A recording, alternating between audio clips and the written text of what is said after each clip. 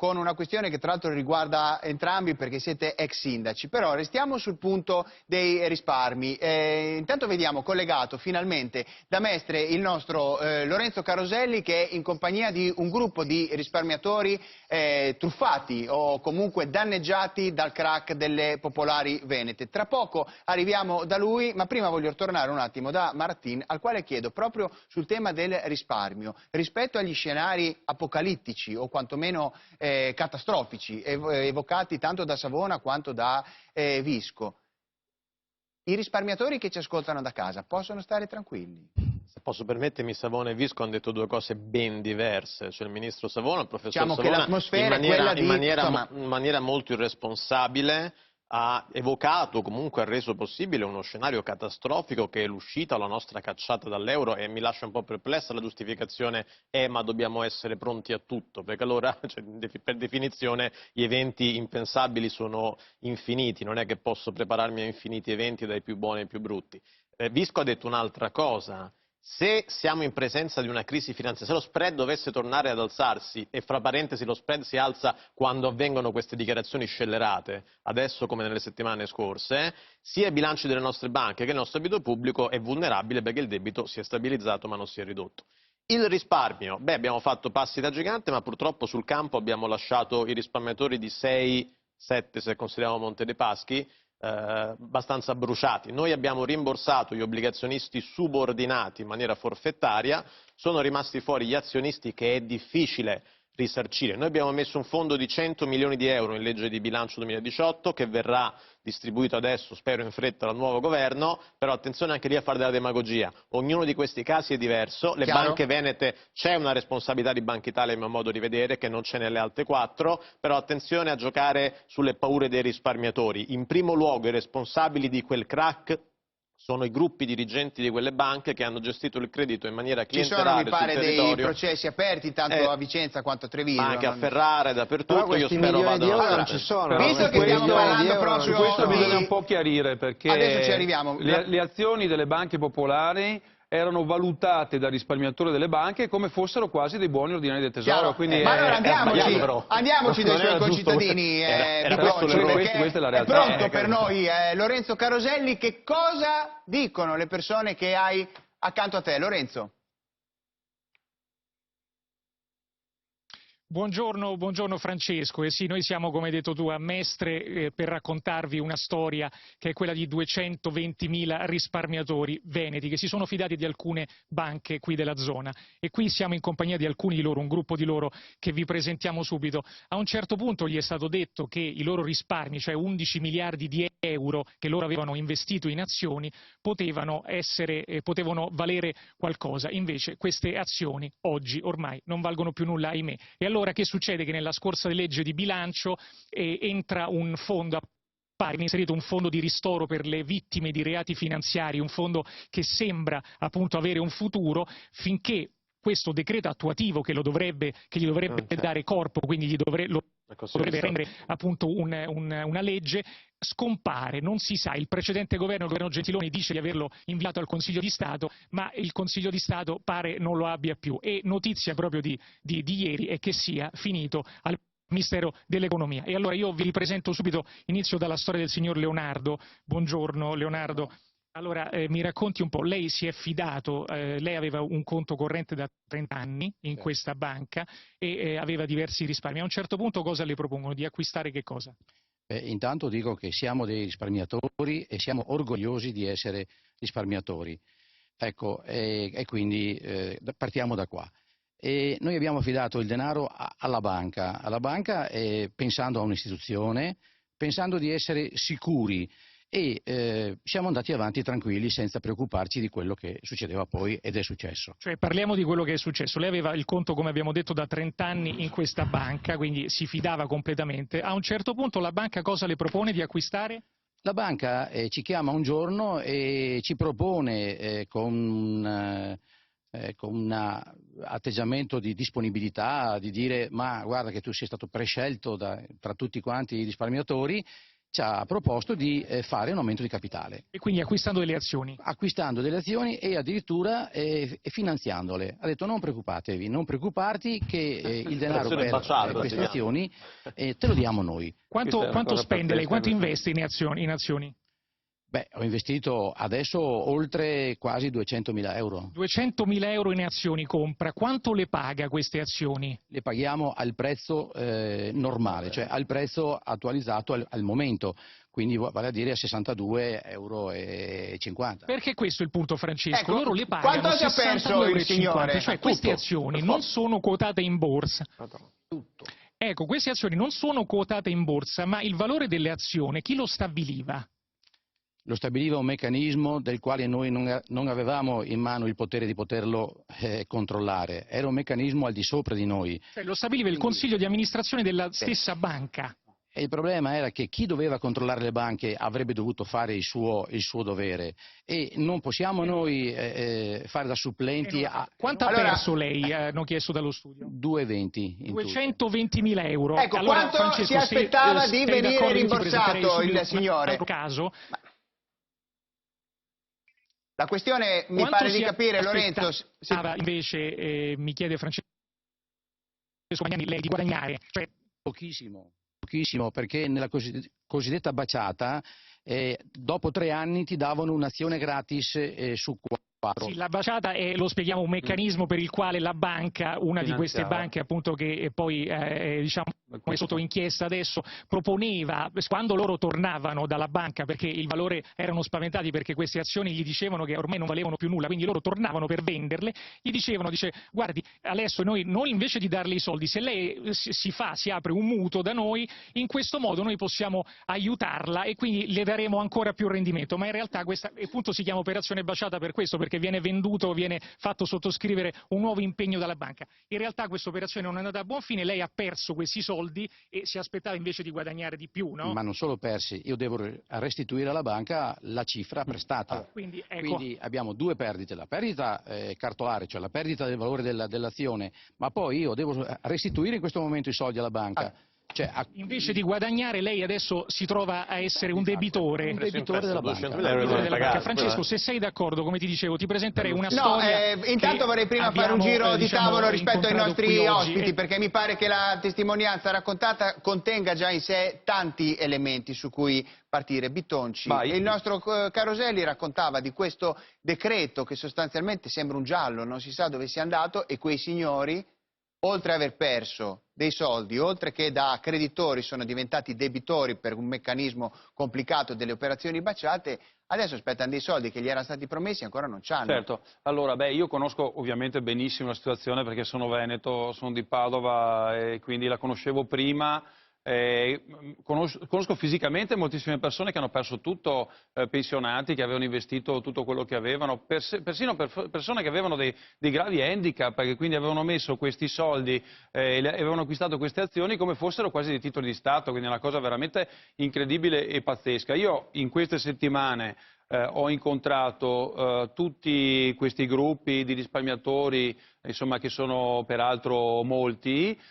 Ci sono 2 componenti fondamentali, che sono quelli che vorrebbero un nuovo decreto, quindi con un ampliamento importante della platea dei risparmiatori rimborsabili, e quelli che però, devo dire sinceramente, sono una minoranza, quelli che vorrebbero l'attuazione immediata di questo decreto. Allora, ne abbiamo parlato ieri con il Ministro, settimana prossima abbiamo già dato il via libera a un gruppo che sta studiando un'ipotesi. Io personalmente, e noi della Lega, ma parlando anche con i colleghi dei 5 Stelle, siamo per allargare questa ipotesi, quindi non buttare via quello che ha fatto il precedente governo, però allargare assolutamente la platea, perché 100.000 euro di 100 milioni rispetto ai miliardi, perché questa è la parte ovviamente relativa ai risparmiatori. C'è anche tutto il tema relativo alle aziende, perché le baciate sono state fatte anche con le aziende,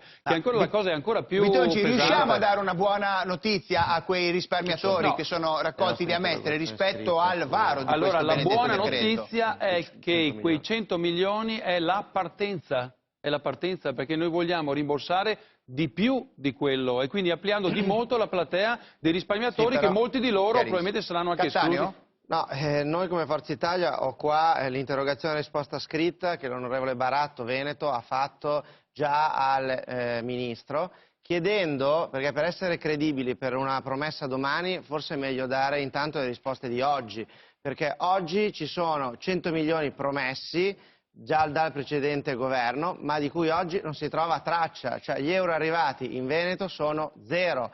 Allora io dico, ci venga data una risposta immediatamente, cosa manca? Il Consiglio di Stato? Ma i risparmiatori non sono soddisfatti, cioè la realtà è che bisogna anche ascoltare la gente. Di 100 milioni, siccome però intanto incominciamo a dargli... Le associazioni, siamo a zero. la maggioranza assoluta delle associazioni che tutelano i risparmiatori sono per rivedere il decreto.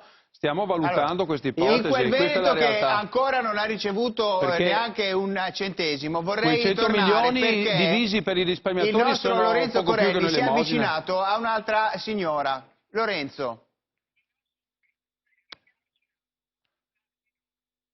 Sì, Francesco, allora come avete detto dallo studio si tratta di un fondo che esiste, dove sono 100 milioni di euro, una parte di questi saranno emessi dallo Stato, una parte invece provengono appunto dai conti dormienti, cioè quei conti correnti dove le persone hanno lasciato i loro risparmi, magari poi sono decedute, o comunque polizze assicurative intestate a persone che ormai non ci sono più. È un piano che avverrà in 4 anni per restituire i loro soldi, questi 100 milioni di euro, e secondo si seguirà un criterio cronologico, quindi chi prima ne farà richiesta prima avrà accesso alla restituzione dei suoi soldi. Pare, finché appunto non si troverà dove è finito questo decreto attuativo. Io vi voglio presentare, qui accanto a me c'è la signora Delfina Valentini, buongiorno signora Delfina, che ha una storia particolare, cioè la signora Delfina per aiutare suo figlio a un certo punto sottoscrive un fido dalla banca, il figlio ha delle azioni presso una banca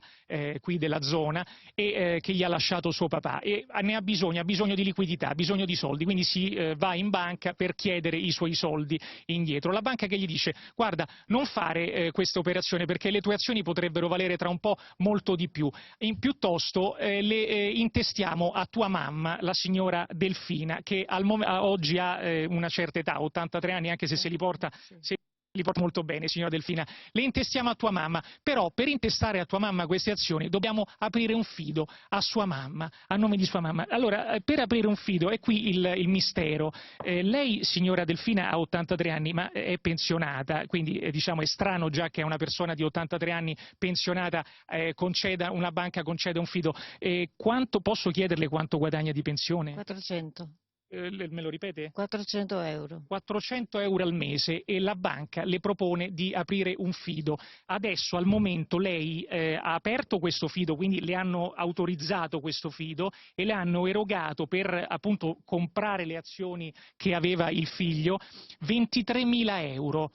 Al momento una parte di questi 23.000 euro li ha restituiti suo figlio. Al momento lei quanto deve a questa banca? 17.000 euro. Me lo ripete? 17.000. Allora, la signora che ha 83 anni deve ad una banca 17.000 euro. Davvero lei può permettersi di ridarli? No. Non può permettersi? No.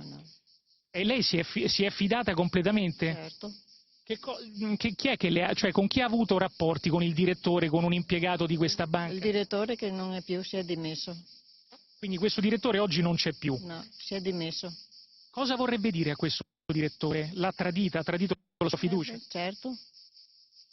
Francesco, hai sentito? Io rientrerei e vorrei chiedere a Iervolino, secondo me dalla giusta posizione di essere lontano dalla disputa politica, aiutarmi a capire ma che paese stiamo raccontando? Prima degli scenari estremamente foschi, adesso un sistema bancario che non riesce a dare la giusta fiducia. Lei che lavora con i giovani, perché ai giovani impartisce quella formazione, non c'è il rischio che la fuga dal paese nasca da questo, da questa mancanza di fiducia? Uno spaccato del paese veramente triste, che lascia intravedere i prodromi di un paese in declino. Sicuramente i banchieri devono essere puniti dalla magistratura, ma la politica non può avere un disimpegno. Innanzitutto riguardo, lo dico in punta di piedi, riguardo alle responsabilità o alle corresponsabilità di Banca d'Italia nei controlli. Poi c'è un altro aspetto, se posso essere proattivo nella discussione, si parla poco di un elemento a tutela dei risparmiatori futuri, che è l'educazione finanziaria. Cioè insegniamo ai ragazzi a partire alle scuole ad essere più attenti, più bravi a valutare queste truffe, perché di truffe si parla, no? Quindi è un elemento che secondo me può essere un grimaldello straordinario affinché queste cose non capitino più. Martin, voglio venire da lei, ma prima un passo indietro, perché questa vicenda delle banche di cui ancora torniamo a parlare, perché ancora le questioni non sono risolte, è stata uno dei temi cruciali della campagna elettorale, forse è stata una delle grandi pietre d'inciampo per il Partito Democratico. La scheda della nostra Maria Pia Orazzi e poi ne parliamo con tutti i nostri ospiti. C'è chi dice che abbiamo messo soldi pubblici regalandoli alle banche.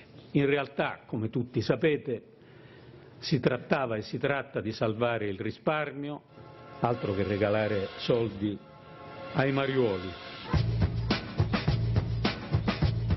Nella sua conferenza di fine anno il Premier Gentiloni rivendicava il decreto salva risparmio, mentre nella nuova finanziaria 2018 arriva anche il fondo ristoro per risarcire le vittime di 2 banche venete delle 4 banche fallite a novembre 2015. L'idea del fondo è nata proprio discutendo con i risparmiatori. Ci rincontreremo a breve per cominciare a dare una fisionomia alla possibilità che entro pochi mesi i risparmiatori possano avere i primi rimborsi da questa importante iniziativa. Nonostante l'ottimismo dell'allora sottosegretario all'economia Pierpaolo Baretta, i risparmiatori stanno ancora aspettando. Il fondo doveva essere operativo entro il 30 marzo 2018, ma solo a fine aprile Baretta conferma che il Ministero dell'Economia ha messo a punto il testo e che la proposta di decreto è stata inviata alla Presidenza del Consiglio e al Consiglio di Stato per l'ultimo parere. Qui però se ne perdono le tracce e la questione diventa tutta politica. Prima Renzi e Padoan, poi Padoan e Gentiloni hanno sempre ripetuto la stessa frase: il sistema bancario italiano è solido. Poi casualmente ogni 6 mesi fallisce qualche banca e deve intervenire lo Stato italiano, il governo, con i denari di fatto dei contribuenti. Non è che le banche falliscono perché arriva un asteroide, falliscono perché qualcuno ci mangia sul sistema bancario e perché coloro che dovrebbero controllare non controllano, anche perché esistono una serie di conflitti di interessi. È il cavallo di battaglia della campagna elettorale. I 5 Stelle la chiamano bancopoli e non fanno sconti nemmeno alla Lega. Si dice il Movimento 5 Stelle apre alla Lega, per noi sono tutti uguali. Chi doveva controllare non ha controllato. Dove stava Zaia quando succedevano tutti questi crack? Quando arriva il fondo ristoro, i 5 Stelle lo votano come tutti e poi pensano, come la Lega, che i soldi siano troppo pochi e le regole di accesso troppo complicate. Per prenderli serve il riconoscimento del danno attraverso una sentenza del giudice, sia pure aggirabile, appellandosi all'autorità anticorruzione. Gentiloni, in carica solo per gli affari correnti, secondo i 5 Stelle dovrebbe lasciare il capitolo risarcimenti al suo successore.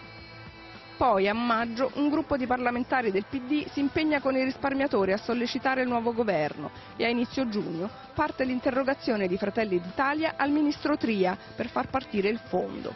Ma forse basterebbe ricordare a Di Maio e Salvini le loro promesse elettorali. Per quanto riguarda le banche, qui c'è un intero sistema coinvolto, dal centro-destra al centro-sinistra. Quando andremo al governo, perché loro non hanno più i numeri per fare l'inciucio il giorno dopo le elezioni, risarciremo i risparmiatori. E la Lega non è certo da meno. Uno dei primi atti del governo Salvini sarà di recuperare da Bruxelles i soldi che gli italiani hanno mandato in Europa per salvare le banche degli altri, e noi vogliamo aiutare gli italiani.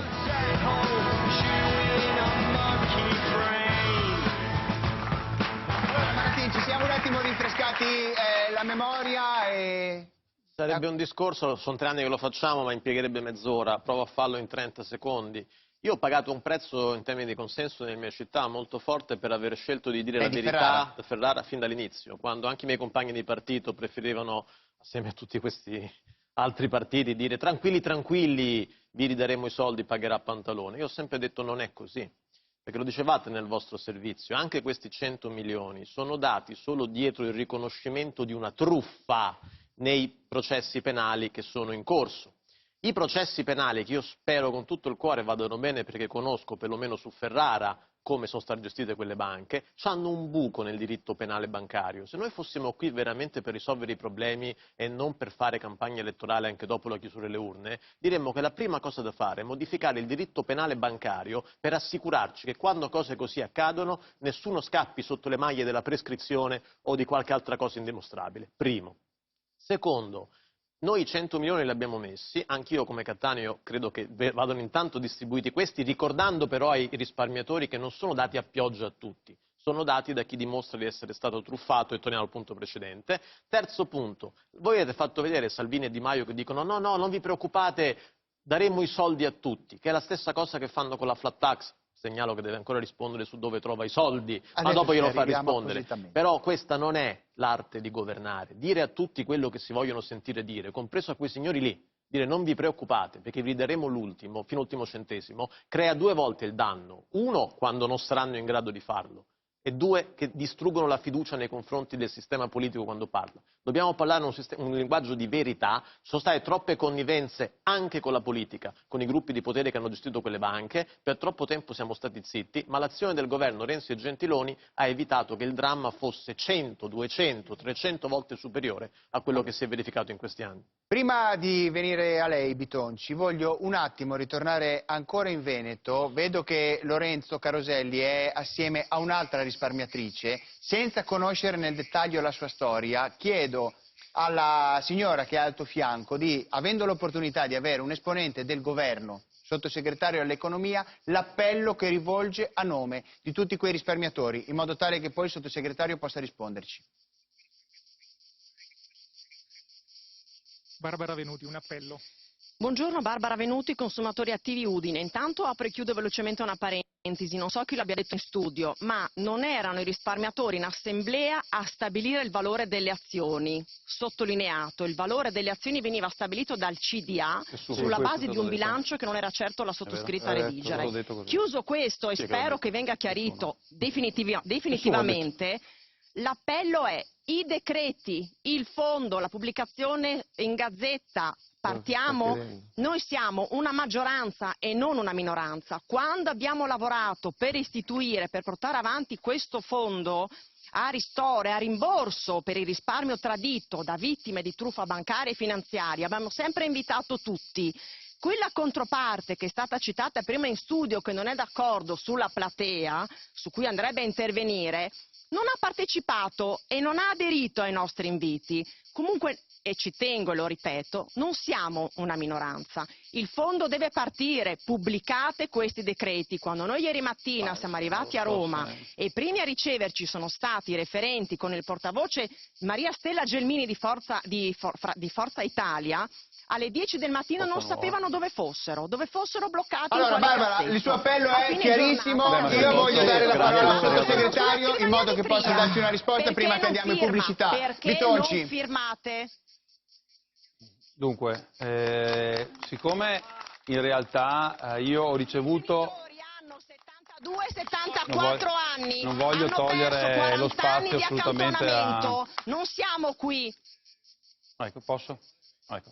No, anche perché penso che c'è bisogno delle risposte, se continuiamo a interromperci magari non riesco a rispondervi, quindi se volete uscire poi e che finisca questa trasmissione senza che io abbia detto assolutamente nulla, a me va bene, però dopo il danno ce l'avete assolutamente voi. Ecco. Allora, io ho in queste settimane continuato a ricevere associazioni e continuerò anche settimana prossima e anche l'altra, quindi voi siete sempre benvenuti anche ovviamente in Veneto o anche in Friuli o anche in altri posti d'Italia o se volete venire al MEF, quindi non c'è nessun problema. Stiamo cercando di capire se questo ristoro, rimborso giustamente del danno dei truffati dell'1% è soddisfacente per la platea dei truffati oppure no. Cioè tutti quelli che ho incontrato, io capisco che uno dice magari è meglio questo 1% di ristoro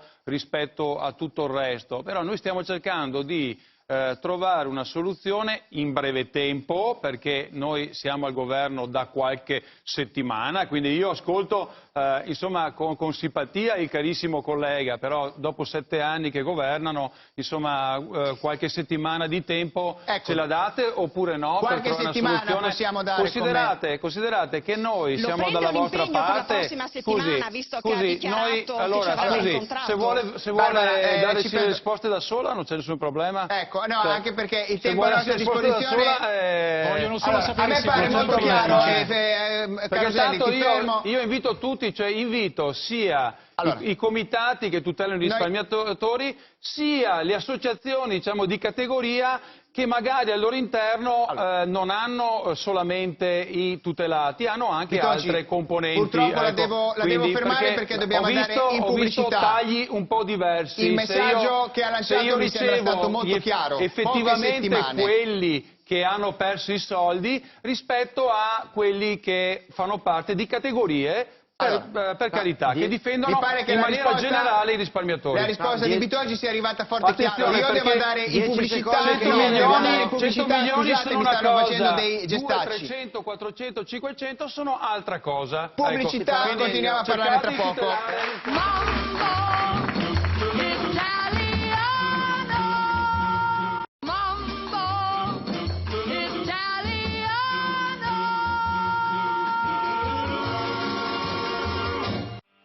Che cos'è una ONG?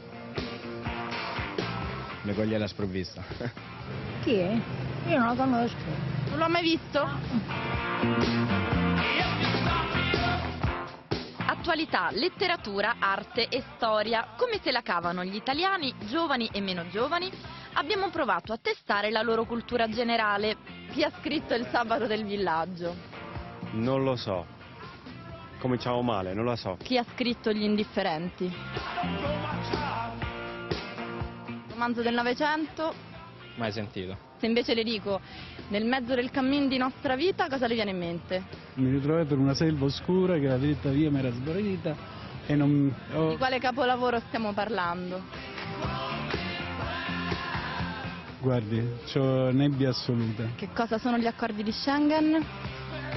Qualcosa politica? Accordi di Schengen che c'era? Incentrava Pechino, mi sa. Ti ricordi quando è entrata in guerra l'Italia, prima guerra mondiale? 1915. Vai. Qualcuno il voto se lo dà da solo. Ho fatto pure il classico, pensi un po'. 0 assoluto. Certo, se fossimo all'università, davvero in pochi finora avrebbero raggiunto il 18. Proviamo allora a mostrare qualche immagine. Chi è lui? Ma mi ritirano il diploma e la laurea, sicuro qualche politico. Perché ti dico Francia? Sarkozy. Ha fatto un film? Non lo conosco. Se ti dico Emmanuel Macron? Mai sentito.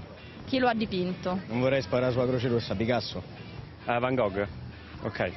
Bravo, perfetto. E come si chiama? No, il titolo non lo ricordo, sinceramente. Cosa sono questi? Fiori, quindi fiori? Non lo so. Purtroppo su queste cose credo che gli italiani peccano un po'.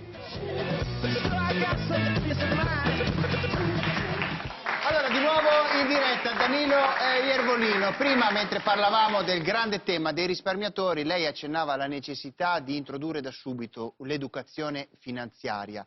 Dopodiché, vedendo il servizio della nostra Giulia Cararini, mi viene da dire che altro che educazione finanziaria, qui bisogna ripartire dalle basi. Dal suo osservatorio, che è quello di un presidente di una delle più importanti università telematiche d'Italia, c'è un reale problema di analfabetismo di ritorno? Decisamente, dobbiamo intervenire subito. Innanzitutto la scuola patisce il disagio di essere vecchia, refrattaria al nuovo, alle innovazioni tecnologiche, quindi dobbiamo ammodernarla innanzitutto. Siamo ultimi in Europa per numero di laureati, quindi dobbiamo avere un'università e anche una scuola più democratica, più aperta, che viva e faccia vivere gli studenti con slancio, con prospettive, che dia un'opportunità realmente a tutti. Quindi va riformata decisamente la scuola, ma anche l'università. Deve essere un'università contaminata anche dalle rivoluzioni che stiamo vivendo, quella digitale ad esempio, un'università che deve sposare le nuove professioni. Immaginiamo un ragazzo che torna a casa e racconta al padre che vuole creare una start-up per cambiare il mondo.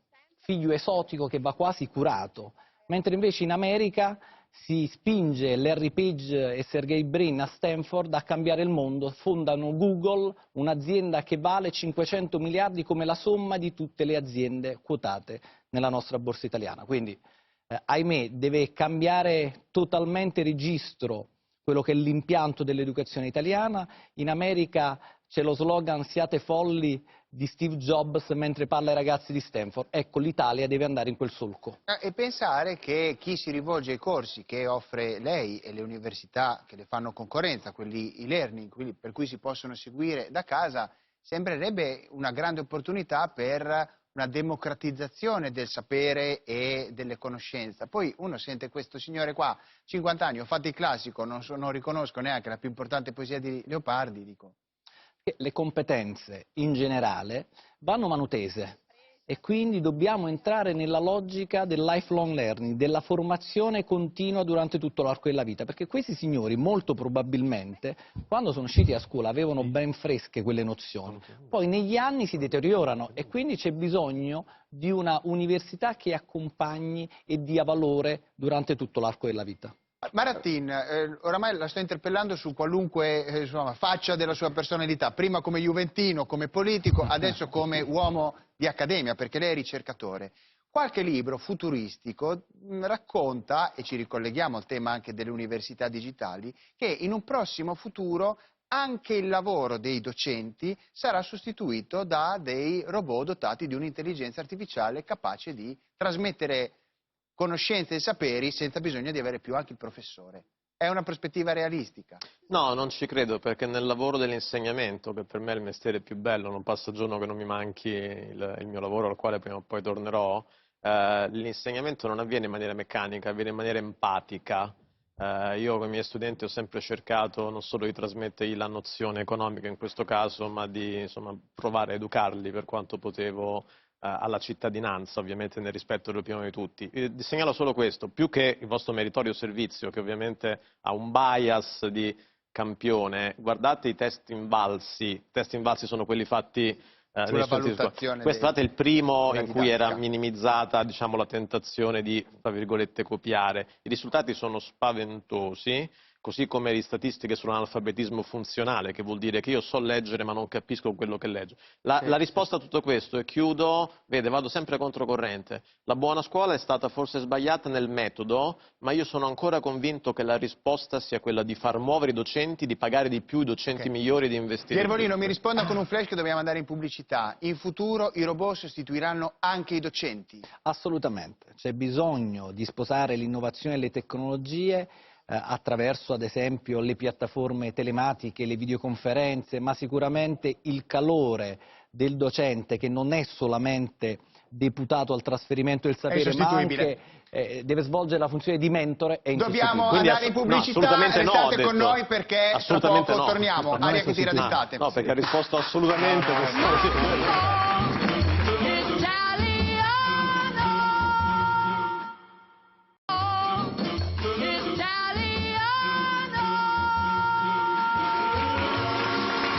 Pochi secondi dopo le 13 di nuovo in diretta con l'aria che tira d'estate. Lo vedete dai nostri schermi, il Ministro del Lavoro e dello Sviluppo Economico Luigi Di Maio è nell'aula decima di Palazzo Madama in commissione congiunta Lavoro e Industria per illustrare le linee guida del suo nuovo dicastero. Diciamo un primo passo, un primo assaggio di quello che sarà il decreto dignità. Marzia, ci riassumi quanto ha detto il Ministro finora? Appunto, ha parlato del decreto dignità, ha detto che entro questa sera dovrebbe essere pubblicato in Gazzetta e poi ha detto ancora che i punti fondamentali del decreto, quindi la lotta al precariato, alla delocalizzazione e alla ludopatia, sono temi che per troppo tempo erano stati trascurati e sui quali era necessario intervenire. Adesso, nella seconda parte del suo discorso, sta parlando di Ilva, continuiamo dalla regia ad ascoltarlo e segnaliamo se ci sono delle cose importanti. E allora noi ritorniamo in quel Veneto così colpito dalle crisi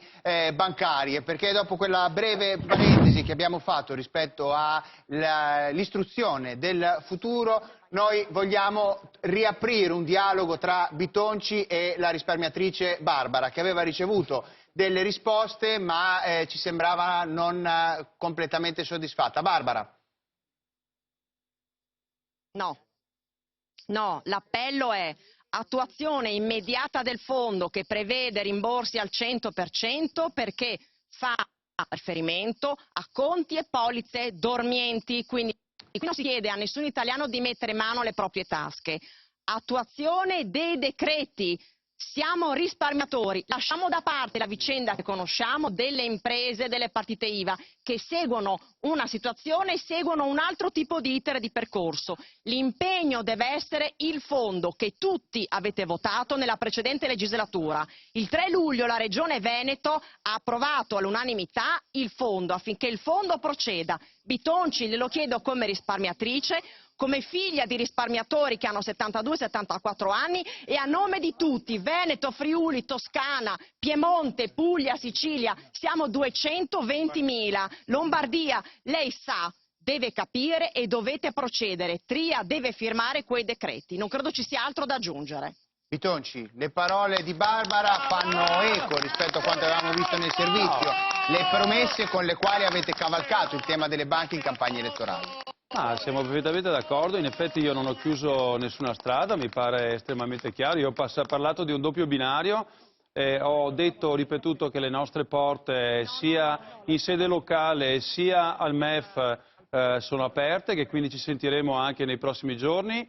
Io penso che debba essere trovata la soluzione migliore per tutti i risparmiatori e ripeto, attenzione a escludere la possibilità di ampliare la platea e soprattutto l'importo rimborsabile. I dati che ho io sulle polizze e sui conti dormienti sono un po' diversi da quelli che sono stati dati negli scorsi mesi, quindi noi ci aspettiamo una soluzione e un ampliamento della platea importante rispetto al decreto. Però se io e gli altri sottosegretari e ministri alla fine dovessimo nei prossimi giorni trovare una soluzione per dire andiamo avanti con quel decreto, cioè le porte non sono chiuse, quindi non fissatevi su questa unica soluzione. Io penso che si possa trovare anche una soluzione di ampliamento molto importante della platea. Mi metto nei panni di quei risparmiatori. Non volervi fissare né rifare tutto. Ecco, perché il rischio che appunto solleva Barbara che mi era venuto... C'è già la legge, non abbiamo più tempo, Sì, non abbiamo tempo. Noi come... Catania, un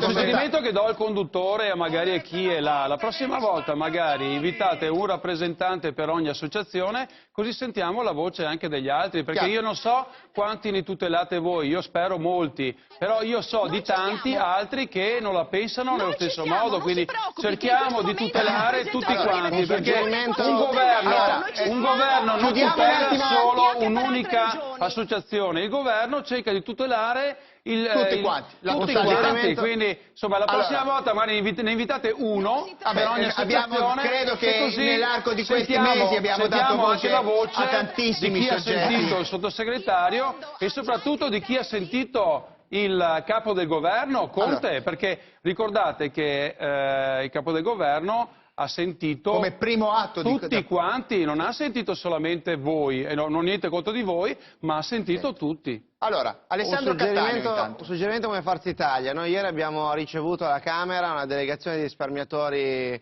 truffati del Veneto e poi ce ne sono tanti altri purtroppo in giro per l'Italia. 3 cose. La prima, rendiamo subito operativo questo fondo di 100 milioni, non aspettiamo altro tempo, non capisco perché dobbiamo riaprire sotto parentesi.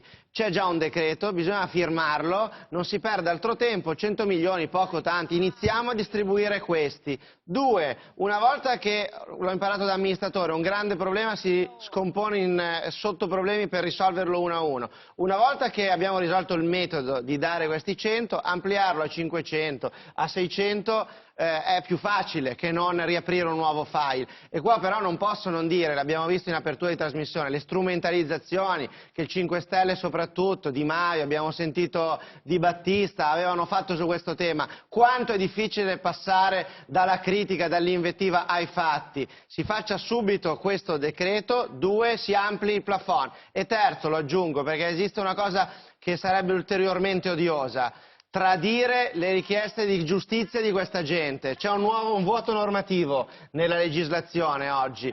Chi ha rubato deve pagare. C'è una cosa peggiore che quella che, come all'italiana, nessuno pagherà. Questo non voglio che accada. E qua la giustizia deve fare il suo corso. Io credo che però un cambio della normativa penale in ragione del divieto della retroattività chiuderebbe le sale quando i buoi sono già usciti. Sul punto però, ragazzi, ma sono stati truffati, ma ragazzi, ma avete sentito prima l'anziana di prima? Certamente, ma sono stati truffati, c'era gente che aveva fiducia nel suo istituto bancario locale e affidava tutti i denari di una vita. Ma ragazzi, ma sono cose folli. Immaginare che poi ci sia gente impunita fa ancora più male di ogni cosa che abbiamo detto in questa trasmissione. Dopodiché, Bitonci, sono d'accordo con Cattaneo, anche se le responsabilità sono ovviamente del Consiglio di amministrazione, sono di tutti gli organi di controllo, a partire dai revisori, società di revisione, dalla Consob, cioè tutti quelli che avrebbero dovuto controllare, perché